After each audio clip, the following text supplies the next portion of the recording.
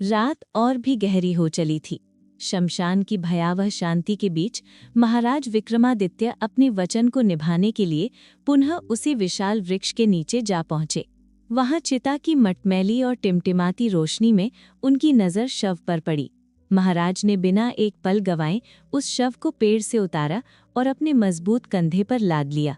न कोई डर न कोई संकोच, वे चुपचाप उस वीराने से बाहर निकलने के लिए तेज कदमों से चल पड़े। अभी वे कुछ ही दूर चले थे कि बेताल की आवाज गूंजी। राजन, तुम भी कितने जिद्दी हो। क्यों व्यर्थ ही इस अनुचित क्लेश में पड़कर खुद को कष्ट दे रहे हो। ये रास्ता लंबा है और रात काली। चलो, तुम्हारी थकान मिटाने और मनोरंजन के लिए मैं तुम्हें एक नई कहानी सुनाता हूँ। ध्यान से सुनो। बात बहुत पुरानी है। यमुना नदी के किनारे ब्रह्मस्थल नाम का एक पावन नगर था। वह स्थान ब्राह्मणों को दान में मिला था, इसलिए वहां धर्म और ज्ञान का वास था। उसी नगर में अग्निस्वामी नाम के एक विद्वान ब्राह्मण रहते थे, जो वेदों के महान ज्ञाता थे। ईश्वर की कृपा से उनके घर एक कन्या ने जन्म लिया, जिसका नाम रखा गया मंदरावती। जैसा नाम वैसा ही रूप। वो अत्यंत रूपवती थी। समय बीता और वो कन्या बड़ी होकर युवती हुई। उसकी सुंदरता और गुणों की चर्चा दूर दूर तक फैल गई। उसी समय कान्यकुब्ज देश से 3 ब्राह्मण कुमार वहां आए। संयोग देखिए राजन, वे तीनों ही कुमार रूप, गुण और विद्या में एक दूसरे के बिल्कुल समान थे।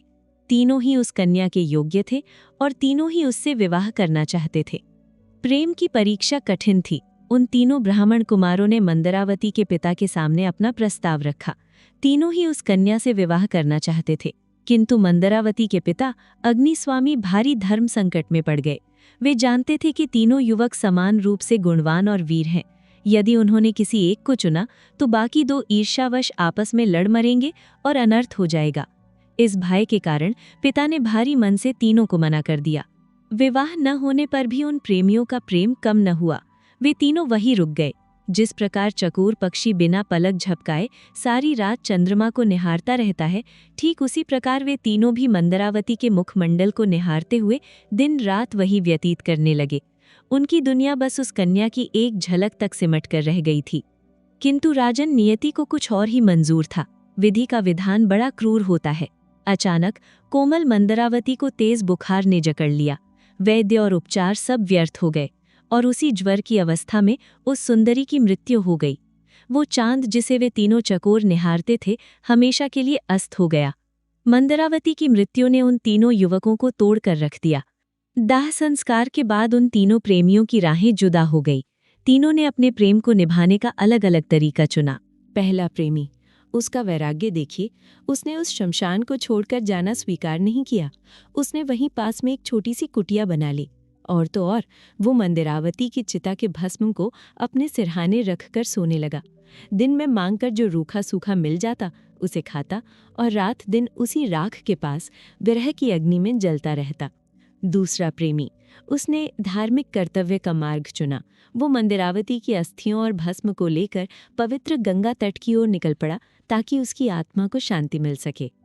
तीसरा प्रेमी संसार से विरक्त होकर योगी बन गया।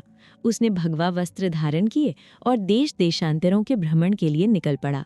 घूमते घूमते वो योगी एक दिन वत्रोलक नाम के एक गांव में जा पहुंचा।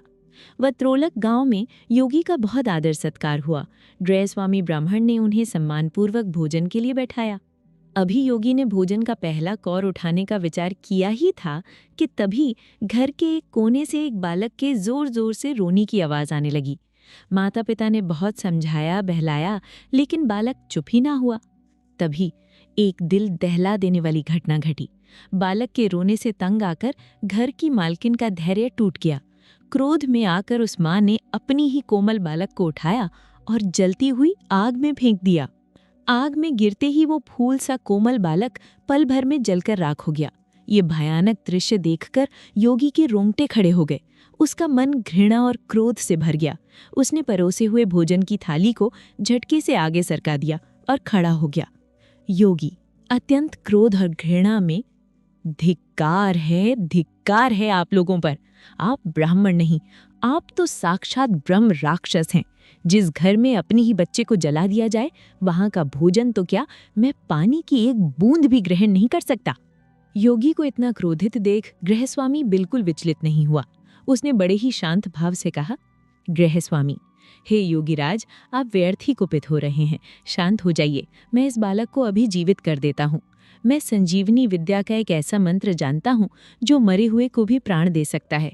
यह कहकर वो अंदर गया और एक पुरानी पुस्तक ले आया।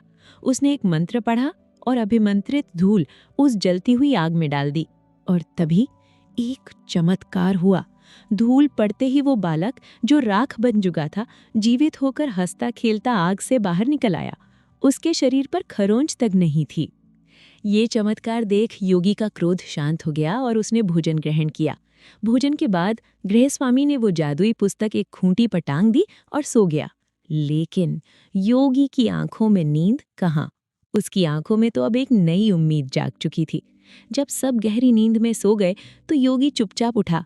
अपने कांपते हाथों से डरते डरते उसने वो संजीवनी पुस्तक खूंटी से उतारी और रात के अंधेरे में वहां से भाग निकला। उसके मन में बस एक ही धुन थी, अपनी मृत प्रेमिका मंदरावती को जीवित करना। रात दिन चलता हुआ वो योगी हाँफते हुए उसी शमशान घाट पर पहुंचा जहां मंदरावती का दाह संस्कार हुआ था। वहां संयोग देखिए, वो दूसरा ब्राह्मण जो गंगा में अस्थियां विसर्जित करने गया था, वो भी वापस आ चुका था, और पहला जो कुटिया बनाकर राख पर सोता था, वो तो वहीं था ही। योगी ने उन दोनों को देखा और आत्मविश्वास से भरकर उस पहले प्रेमी से कहा, मित्र, इस कुटिया को यहाँ से हटा लो, तुरंत हटा लो। देखो, मैं संजीवनी विद्या लेकर आया हूँ। अब मैं अपने मंत्र शक्ति से इस भस्म में जान डाल दूंगा। हमारी मंदरावती अब फिर से जीवित होगी। योगी के समझाने पर उस पहले प्रेमी ने भारी मन से अपनी कुटिया हटा ली। माहौल शांत था। योगी ने वो जादुई पुस्तक खोली और मंत्र पढ़ने लगा। उसने अभिमंत्रित धूल मुट्ठी में ली और मंदरावती की चिता भस्म पर डाल दी। तभी एक अद्भुत घटना घटी। राख की ढेर में हलचल हुई और उसमें से मंदरावती जीती जागती बाहर निकल आई। अग्नि स्नान करके निकलने के कारण इस बार उसका रूप पहले से भी अधिक दिव्य हो गया था। उसकी देह सोने की तरह दमक रही थी। उसे जीवित और इतना सुंदर देखकर तीनों प्रेमियों का धैर्य टूट गया और वे काम पीड़ित हो उठे और उस पर अधिकार जताने के लिए आपस में लड़ने लगे। योगी चिल्लाया, ये स्त्री मेरी है, मैंने इसे अपने मंत्र बल से जीवन दिया है। दूसरा बोला, हरगिज नहीं, मेरे तीर्थों और पुण्य के प्रभाव से ये लौटी है, ये मेरी पत्नी है। तीसरा राख पर सोने वाला बोला, ये मेरी तपस्या का फल है, मैं इसकी राख को सीने से लगाकर सोया हूं, अतः इस पर केवल मेरा अधिकार है। कहानी यहाँ रोककर बेताल ने राजा की कान में फुसफुसाते हुए कहा, बेताल गंभीर और चुनौती भरे स्वर में, राजन, अब तुम ही इनके इस विवाद का निर्णय करो। धर्म और न्याय के अनुसार वो स्त्री किसकी होनी चाहिए? और याद रखना, यदि तुम उत्तर जानते हुए भी चुप रहे तो तुम्हारे सिर के टुकड़े टुकड़े हो जाएंगे। बेताल की चुनौती सुनकर ज्ञानवीर महाराज विक्रमादित्य चुप न रह सके।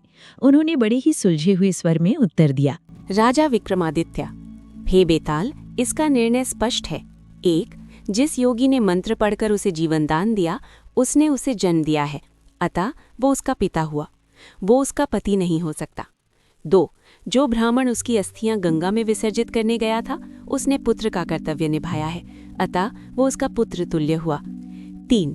किंतु जिसने शमशान में रहकर उसकी भस्म को अपनी शैया बनाया और गाढ़ी प्रीति निभाई, केवल उसी ने पति के समान आचरण किया है, इसलिए वही उस स्त्री का असली पति है। बेताल हंसते हुए, हा, तूने बिल्कुल ठीक उत्तर दिया राजन, लेकिन अफसोस तूने अपना मौन भंग कर दिया, इसलिए मैं चला। ये कहते ही बेताल राजा के कंधे से उतरा और वापस उसी वृक्ष की ओर उड़ गया। राजा की सारी मेहनत बेकार गई, लेकिन वे निराश नहीं हुए। धैर्यवान लोग प्राण देकर भी अपना लक्ष्य नहीं छोड़ते। महाराज विक्रमादित्य ने फिर कमर कसी और उसी पेड़ की ओर उसी शव को वापस लाने के लिए अंधेरे में अकेले ही चल पड़े।